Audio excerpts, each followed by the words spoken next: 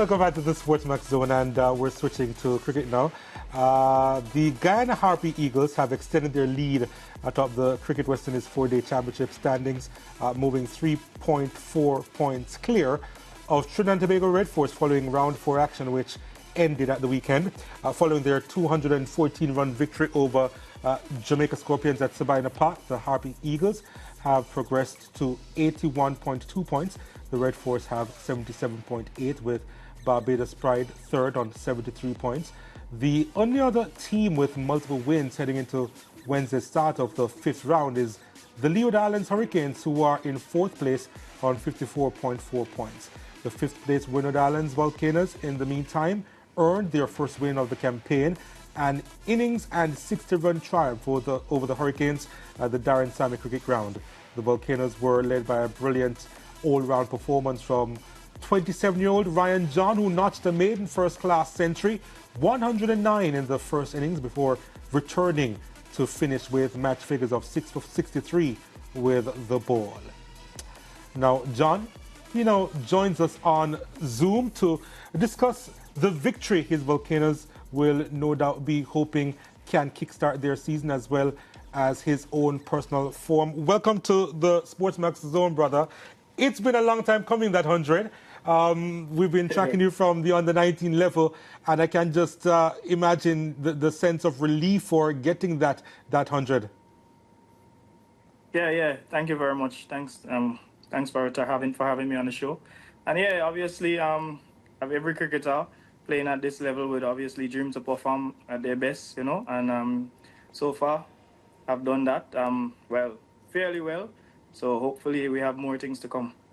What did you have to jump over mentally and maybe otherwise to actually reach a milestone like this? Because this is what really matters as far as individual achievement is concerned, do you think? Well, we know in life there would always be many challenges, obviously, as a sportsman, barring injuries. And obviously I got injured. You may not know that, but I got injured in the first match, so I had to miss the second game, barring a side strain. But injuries, sometimes I feel like I might get some stick for saying this. Sometimes I feel like I bat a little bit too late in the order, But you know how it can be at times. I mean, what can I say? It happened at the time. I mean, I don't think anything happened before its time. So I'm just grateful for that. Do you think that you can now stake a claim to bat high up the order? Because making 100 is probably a very strong statement one can make.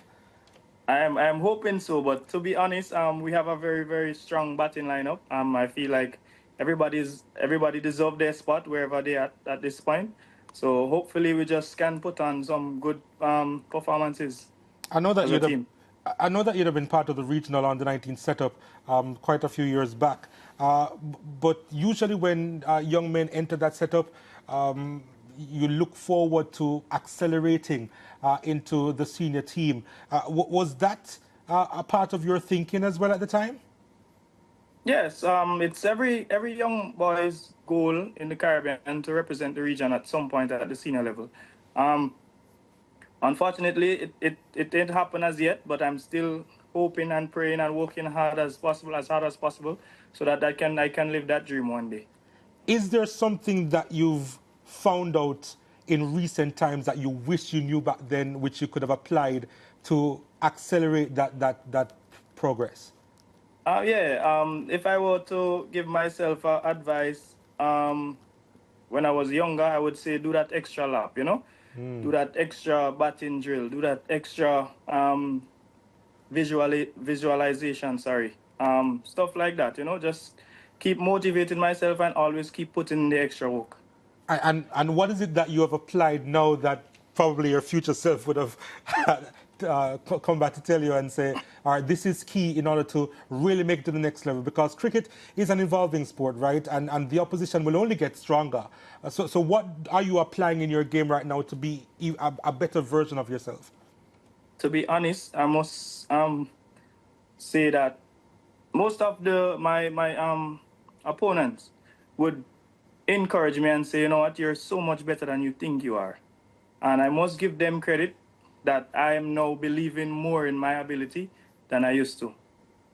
Was there ever a time where you felt that you weren't as disciplined? And I know that you mentioned before during your teenage years where you wish that you'd have gone the extra lap.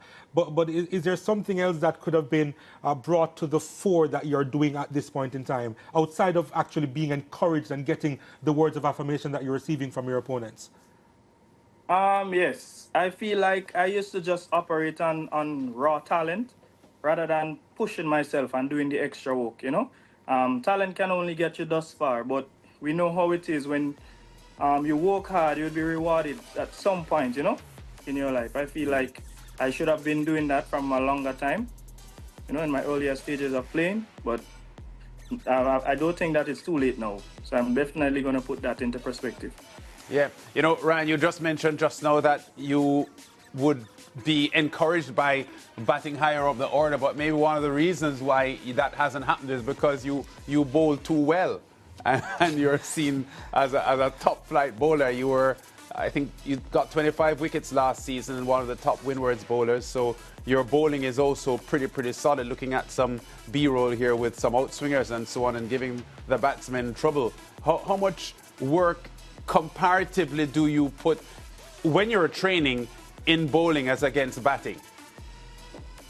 Well, I spearhead the attack for the Windward Islands Volcanoes, so that's something that I hold dear to me. Obviously, I know being the leader of the bowling attack as well, I would always have to try my best to get the team to a good start. It wouldn't always happen because that's how sports is, you know.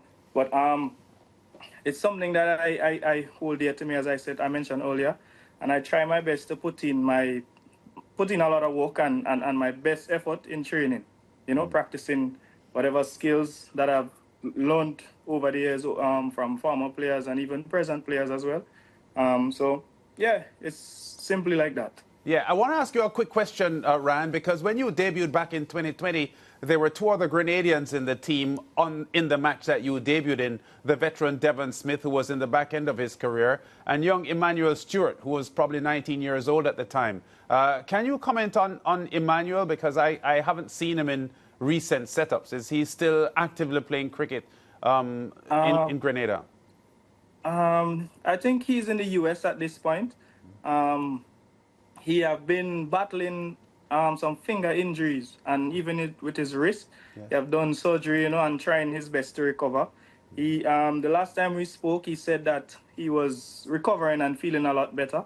So hopefully he will be back on the park very soon. Yeah, because he was a former West Indies under-19 captain, Emmanuel Stewart, wasn't he? And he had been showing a lot of quality from his under-15 and under-17 days representing the Windward Islands. So thanks for the update on him. So quickly now on the Windwards, your first victory coming in round 4.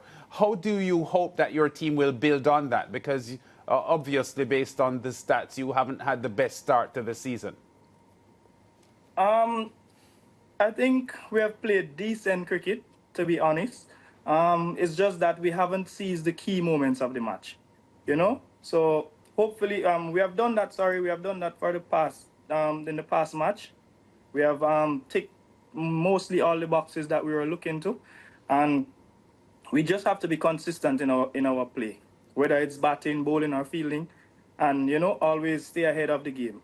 Try not to react, but be proactive in whatever we do. And hopefully that we can come out at the top of the table at the end of the competition. Yeah. Having spoken about Emmanuel Stewart, we've admired the fact that there are so many good young players coming out of the Windwards recently, ran consecutive West Indies under-19 captains, Stewart, Pascal, Kimanil, Milius, and so on. How satisfied are you with the growth of the game in the Windward Islands? Because I know, having spoken many times to Leeward Islands coaches and Windward Islands coaches, because you have separate countries, preparation for your teams are a bit more difficult, isn't it? Yeah. To be fair, I'm in Guyana now, and we were on the road recently, not too long ago, maybe like an hour or two ago, and we were just comparing the fact that all where you go with their little clubs and, you know, facilities there for players to develop their skill. And in the Winwards, it's limited, you know, to a certain extent. Given the fact that, as you mentioned, Pascal, Kimani Melios, and so even myself, who's a little bit young, been around a while, sorry, but a little bit young in the game. I think it's my 20th or only 21st first class match, sorry. So, you know, a little bit young in the game.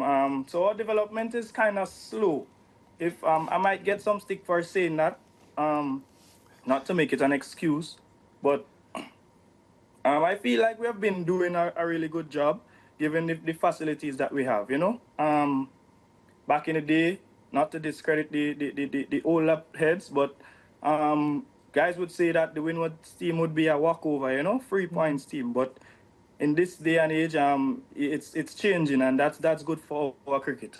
Yeah, I agree with you 100%. There are clear signs, Ryan, that in the Windward Islands we're beginning to see real quality coming out of the region. You know, in Dominica, Athenaeus and Cavim Hodge are, you know, solid West Indies players at the moment, and it's good to see Windwards, you know, lifting their profile in regional cricket. Well, congratulations on your 100 in your last game. All the best with your game coming up this week in the 5th round, and we hope the Windwards can, you know, put their hands up and put a solid performance here against the Harpy Eagles. I see you smiling because, you know, the Harpy Eagles are a tough nut to crack, especially at home, but we'll see what happens. We're wishing you from the SportsMax zone the best of luck.